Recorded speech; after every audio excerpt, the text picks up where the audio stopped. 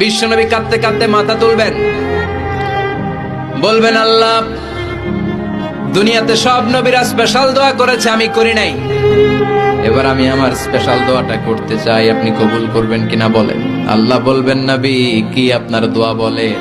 বিশ্বনবী বলবেন, আমার একটা উম্মত যার অন্তরের মধ্যে যাররা পরিমাণ ঈমান আছে, একবার আপনারে আল্লাহ বলে ডেকেছে, একবার আমি বিশ্বনবীর উপর দরুদ পড়েছে, একবার শাহাদাতের বাণী আমার যে গুনাহগার উম্মত দুনিয়ার বুকে থেকে ঘোষণা দিয়েছে, ওই একটা উম্মত যদি জান্নাতে ঢুকতে না পারে, আপনি আমারে জান্নাতে ঢুকাতে পারবেন না।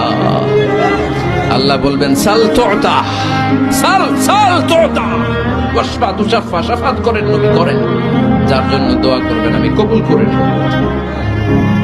দুনিয়াতে বিশ্বনবী কম কষ্ট সহ্য করে নাই। 3 বছর শিয়াবে আবি তালেবে জেল খেটেছে। কয় বছর? দুর্ভিক্ষের বছরগুলোতে বিশ্বনবীর পেটে দানা পানি ছিল না। কলিজার টুকরা হাসান হুসাইন কই মাছের মতো ছটফট করেছে, জামিনে ক্ষুধার জ্বালায় বেহুশ হয়েছিল। বিশ্বনবী যদি ওই স্পেশাল দোয়াটা করতেন, জান্নাত থেকে খাবারের বস্তা পাঠিয়ে দিত কে? ওই দোয়া করছিলেন? জেলখানায় আল্লাহরে বলছিলেন, আল্লাহ স্পেশাল দোয়া করলাম, জেল থেকে মুক্ত করে দেন, করছিলেন?